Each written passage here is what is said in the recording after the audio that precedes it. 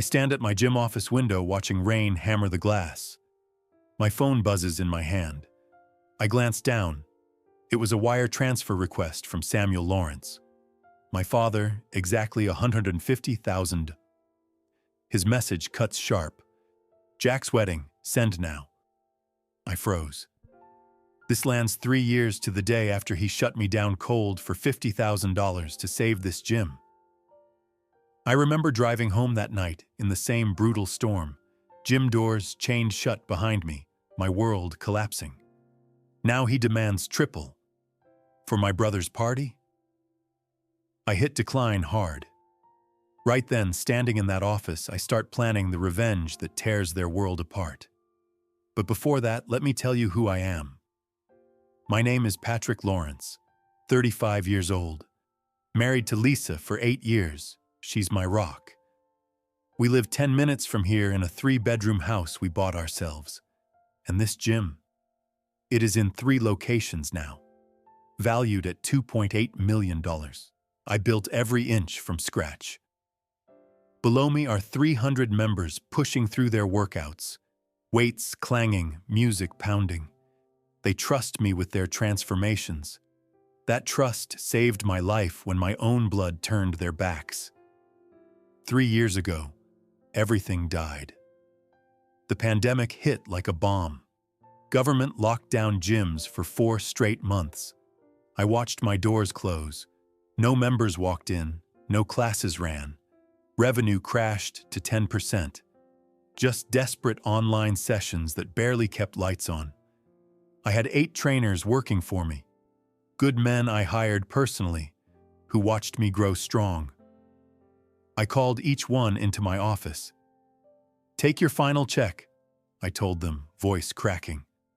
"I'll back you anywhere." They walked out one by one. I sold my car next, a solid sedan I saved 2 years for. Got $22,000 cash. Then I pawned dumbbell racks, wall mirrors, and treadmills. I scraped together another 12 grand. But $48,000 in back rent still hung over me like a guillotine. Lisa and I sat at our kitchen table that Tuesday night. We spread every bill, every bank statement across the wood. The number glared up at us. $50,000 exact.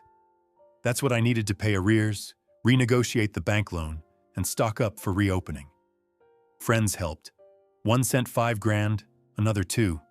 Total 7,000. I thanked them from my soul, but we stayed miles short. My parents lived 15 miles away. Samuel and Melissa Lawrence, still carrying a mortgage but comfortable. Retirement accounts sitting in the mid-6 figures. They cruised twice a year. I had wired them $27,000 across 5 years when things were going well. 8 grand when a storm caved their roof in. 5 when the water heater exploded. Rest for random fixes, never chased thanks. I just helped my family. I held out 3 weeks before reaching out. I had to borrow my neighbor's beat-up Ford truck that choked smoke climbing hills, pulled into their driveway on a Thursday afternoon, their lawn mowed perfectly. Melissa opened the door. Samuel sat, waiting at the dining table, the newspaper spread wide. I dropped my folder on the table. 12 pages thick. Monthly projections running 2 years out, with a repayment schedule of principal plus 8% interest over 18 months. Half the gym's equity as collateral, appraised at $110,000 back then. Revenue 0, I said flatly. I sold my car, laid off my staff, pawned my equipment. I also owe $48,000 in rent. I need a $50,000 loan to bridge this. Please sign here. This is a better term than any bank can offer. Samuel folded his paper slowly. He looked at me with cold eyes. "We can't help you, Patrick." I shoved the projections toward him. Page 4 shows $25,000 monthly cash flow after reopening. First payment goes out in 60 days from funding. He shook his head. "It's not about numbers. Our savings are set aside for Jack." Jack, my younger brother. He was 28 years old then. He crashed in their basement calling himself an event planner. His last job lasted 3 months. No savings, no finished degree. He has always stayed in their endless safety net while I drowned. Melissa sipped her tea. She wouldn't even look at me. You always land on your feet. Work it out. I tapped the collateral page hard. Half the gym secures this loan. Legal documents are ready. Just sign. Samuel leaned back in his chair. It is selfish of you to even ask right now. If your business was sound, you wouldn't need us. Selfish? That word hit like a fist. After I bankrolled their emergencies without a single complaint. I stood up and walked out. Truck tires spun on wet gravel.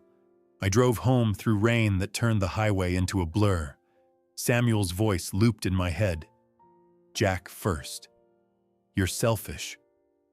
That night, I called Samuel to lock everything in writing. He answered on the third ring. He repeated it word for word. You're selfish to ask. The money's for Jack. I hit record on my phone. Every word was captured. On getting home, Lisa met with me at the door. She listened to the whole story. Then she wrapped me tight. We'll find another way, she said softly. Friday morning at 9:15 a.m., our doorbell rang. Tom and Diane stood there. Lisa's parents. Tom thrust a bank envelope into my hands. Open it, he said gruffly. Inside was a cashier's check for $50,000 exactly. Save your gym, he told me. Pay us back when the numbers work. I hugged them both hard and drove straight to the bank. 2 weeks later, I learned what it cost them. They took a second mortgage on their 40-acre farm. They sold Tom's grandfather's 1952 tractor, a family heirloom worth $18,000. No lawyer involved, no pressure, just pure belief in me. I reopened the gym June 15th. 40 members waited outside on day 1. Lines stretched by noon. I hit break-even in month 3. Opened location 2 19 months later. Location 3 followed in year 2. Revenue climbed to $2.8 million last quarter. I paid Tom and Diane back on the 18th month. Full principal plus interest check. They ripped it up in front of me. Family doesn't charge family extra. I texted Samuel and Melissa photos of ribbon cuttings, packed training floors, my local business awards. I was met with silence. Then Samuel called unexpectedly on a Tuesday. No greeting. All he said was, Jack's marrying Tara Grant. Her family owns 22 hotels, and this wedding needs to make us look good. We need you to send $150,000. Melissa grabbed the phone. It is Jack's big moment. Family image matters. We hope you do the right thing. A wire request hit my phone less than 2 hours later. I declined it instantly. Texted back, let meet at rehearsal dinner on Friday. We'll discuss numbers there. If you're hooked by what's coming next, hit that like button and subscribe so you don't miss the next story. I walked into my lawyer's office the following morning, carrying coffee and purpose. He looked up from his desk. Are you ready to build this? I nodded. Every detail. Make it airtight. We spent 3 hours assembling the folder. Page 1 became Samuel's exact words from that recorded phone call, transcribed clean.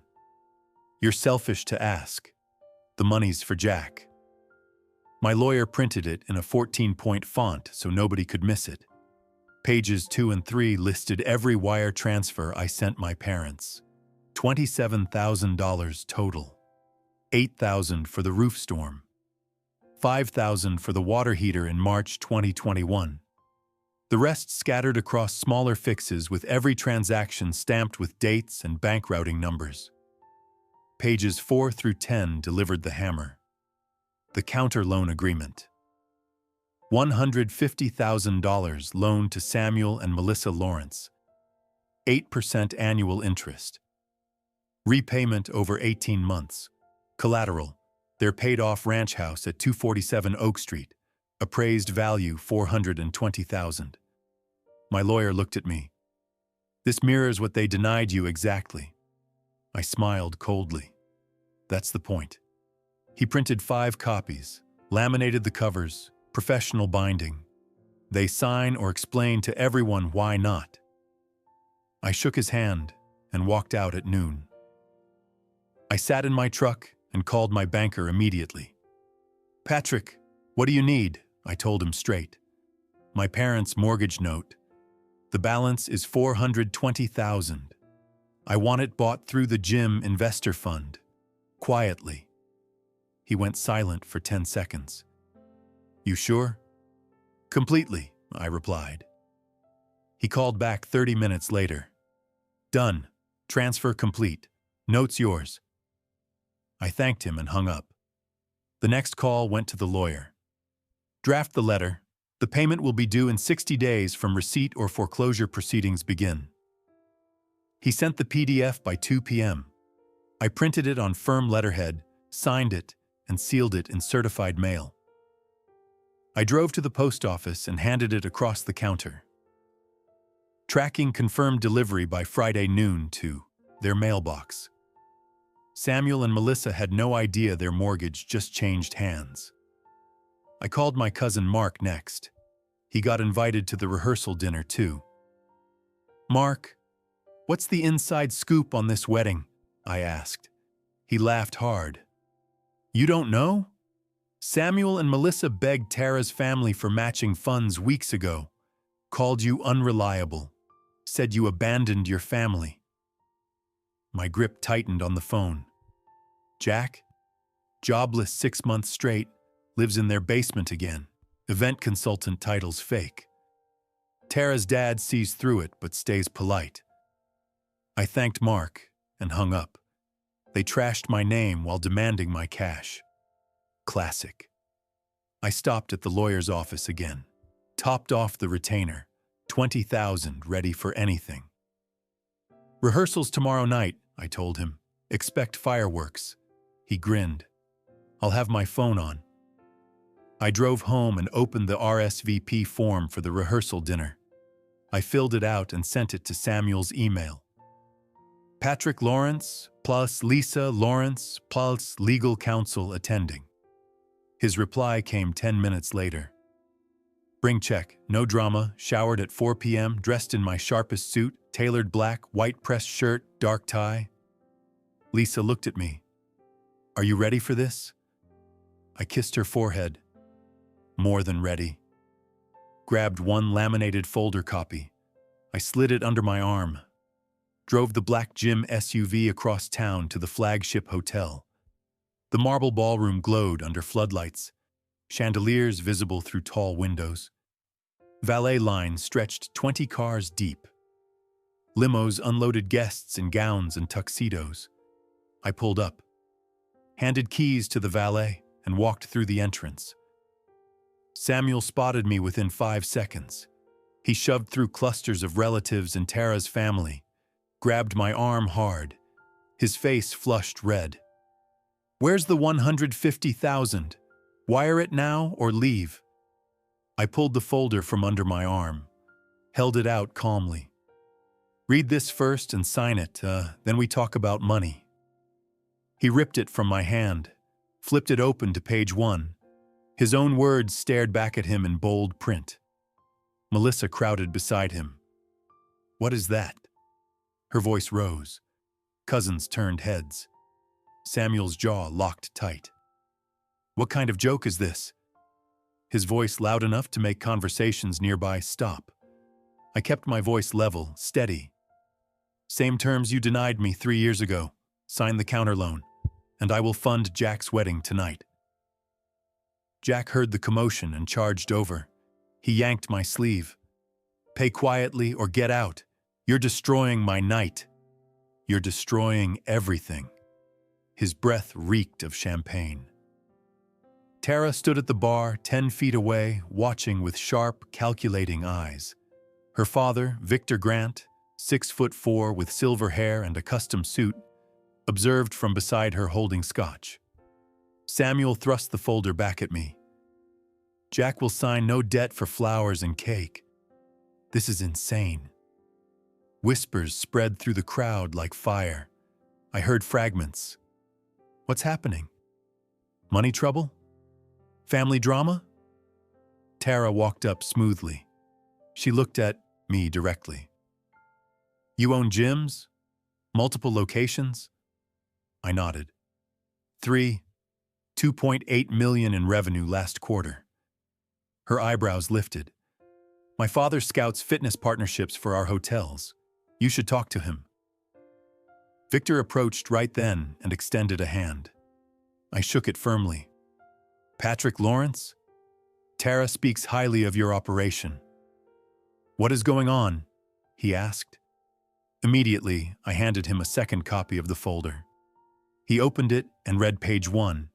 His eyes narrowed, flipped to the counterloan page. A low chuckle escaped. You flipped their demand perfectly. Elegant 1. Samuel jumped up at the head table. He stood and pointed at me. His voice boomed across half the ballroom. Patrick is attacking his own brother's future, sabotaging family. Melissa pulled a tissue and dabbed her eyes dramatically. Jack ran back over and yanked my arm harder. Apologize right now. I stepped back out of reach, pulled my phone from my pocket. Apologize for fair business terms? Never. I tapped the screen and hit play on low volume. Samuel's recorded voice filled the air crystal clear.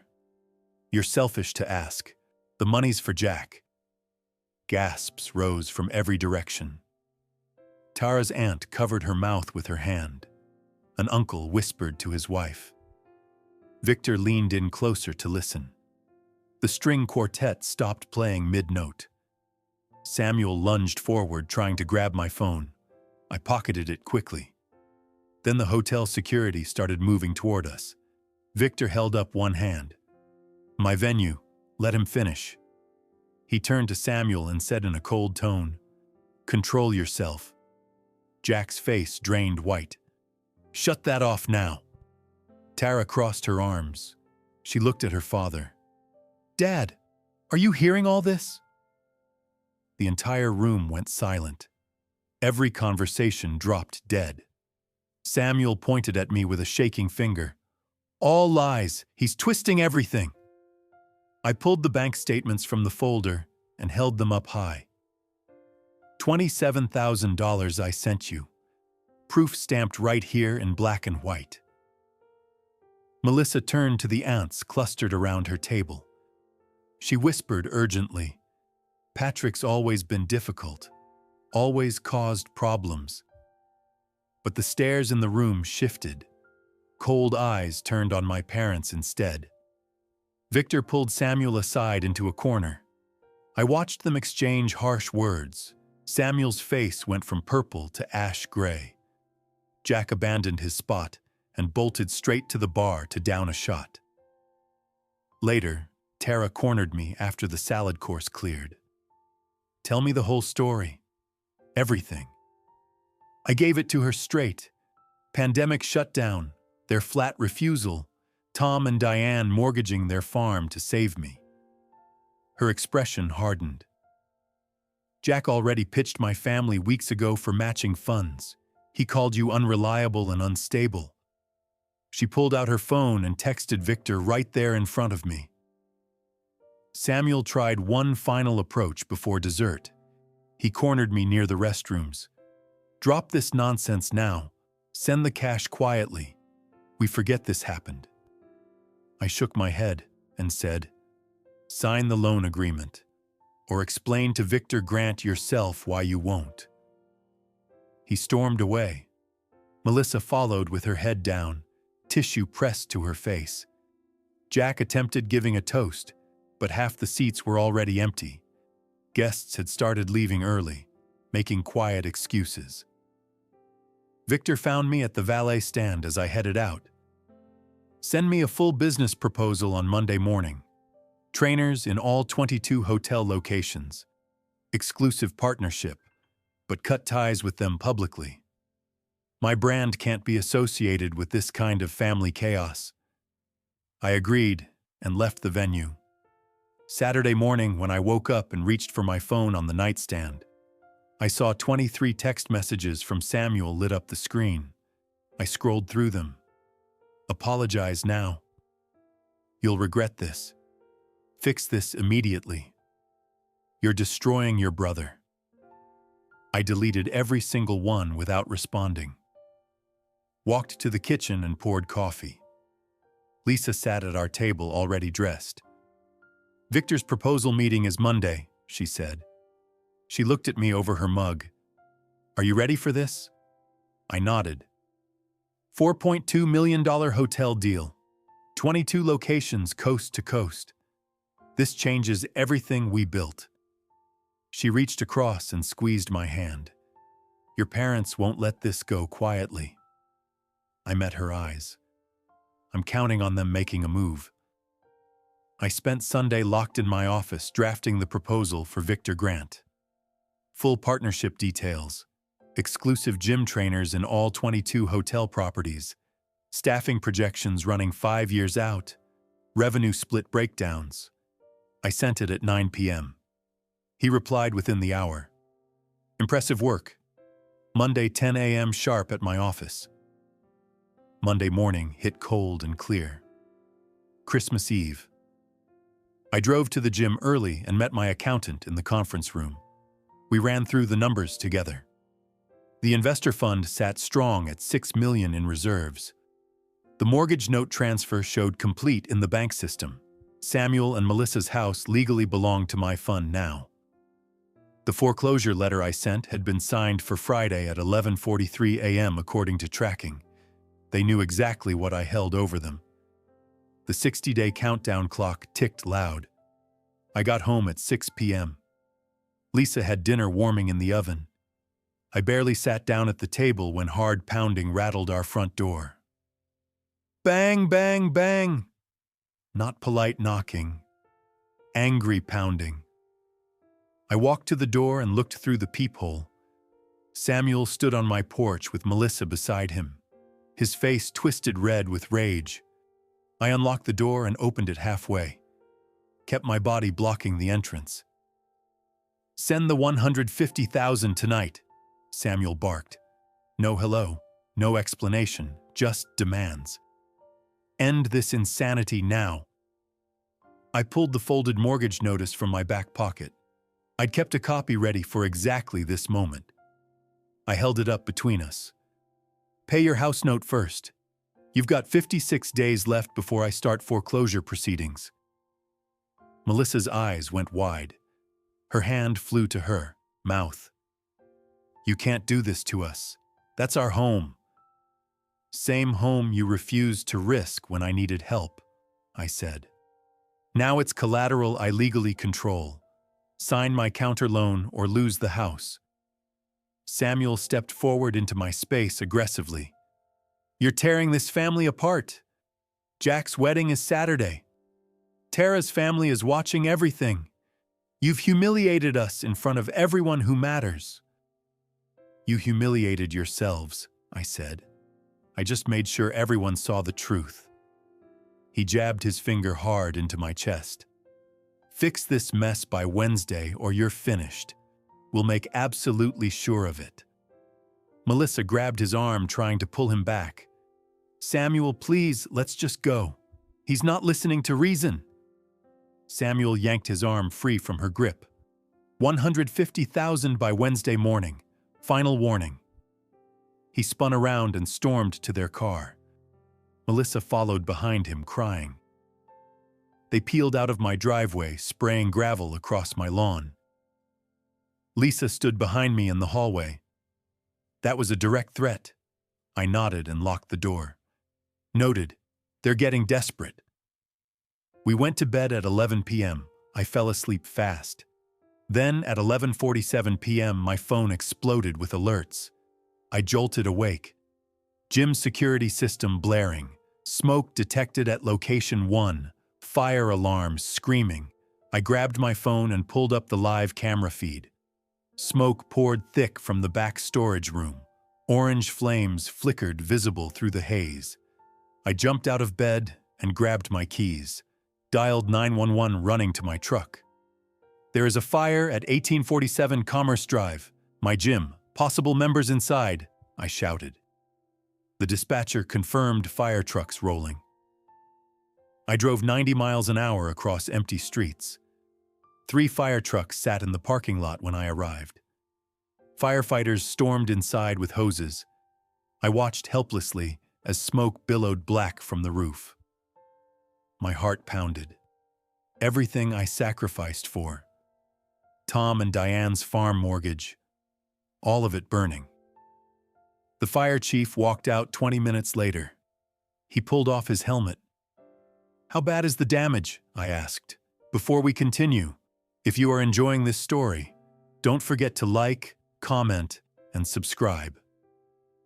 Now back to the story. The storage room caught fire, but we contained it fast.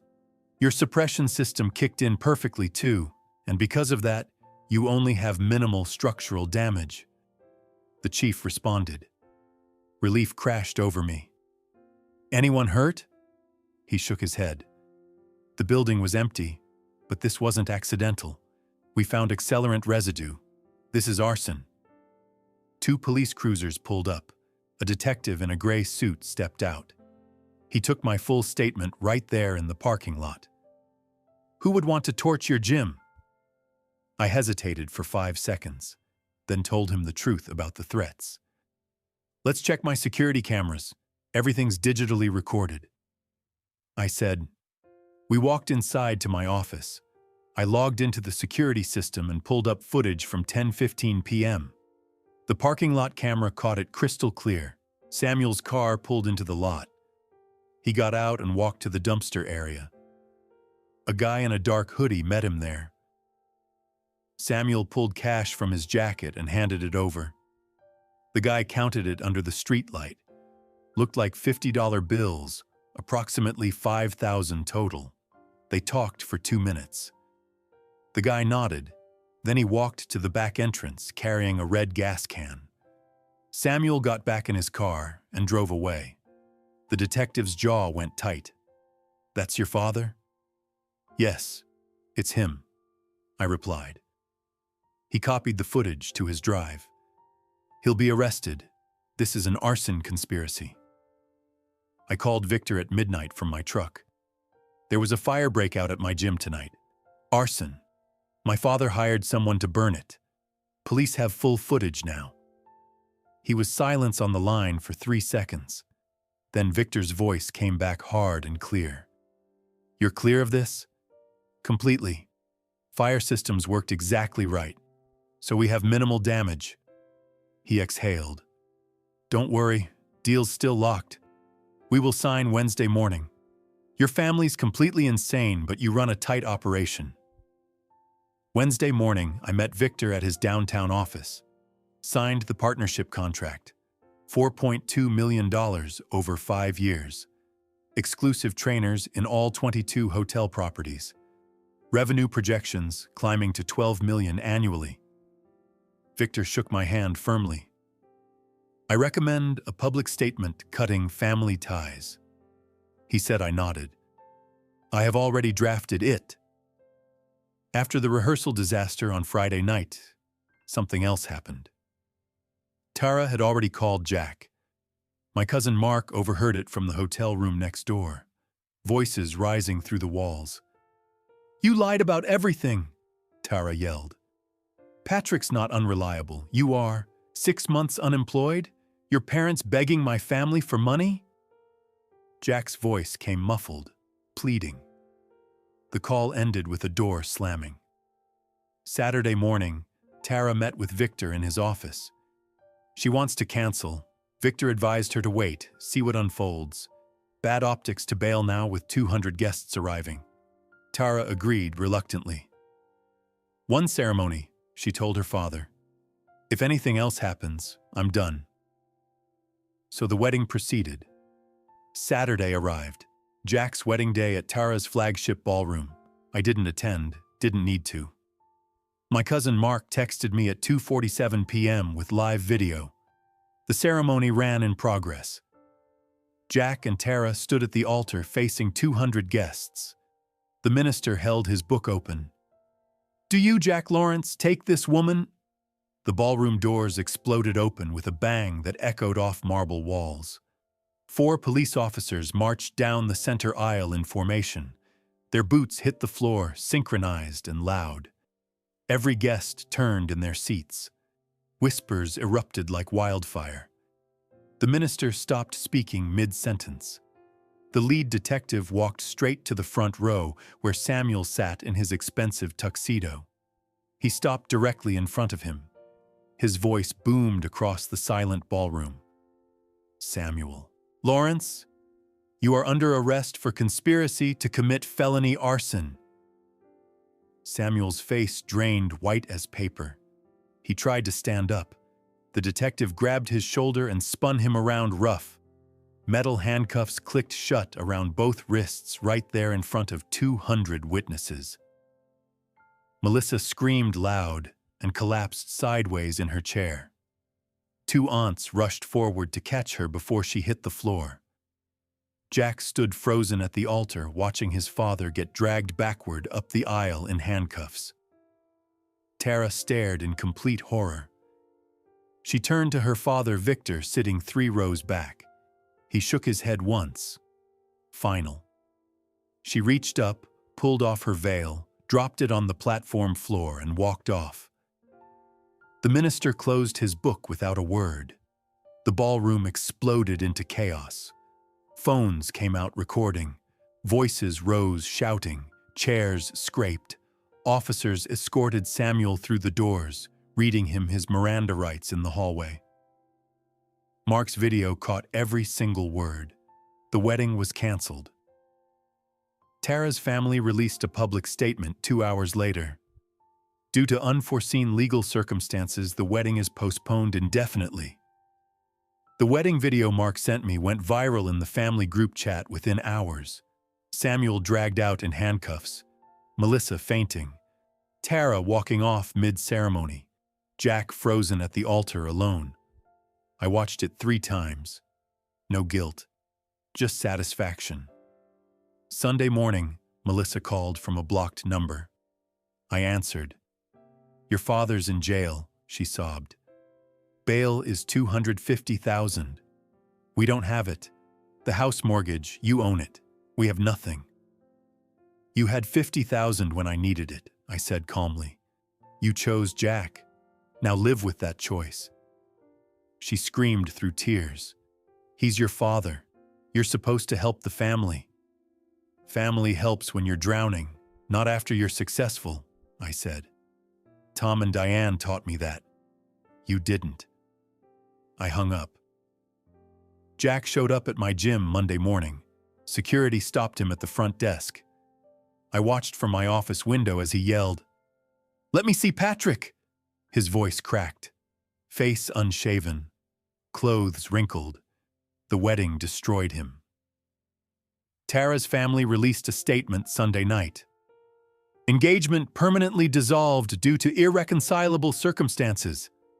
Jack lost everything in 72 hours. After he was escorted out by the security, he turned at the door and screamed up at my window, 'This isn't over!' I closed the blinds.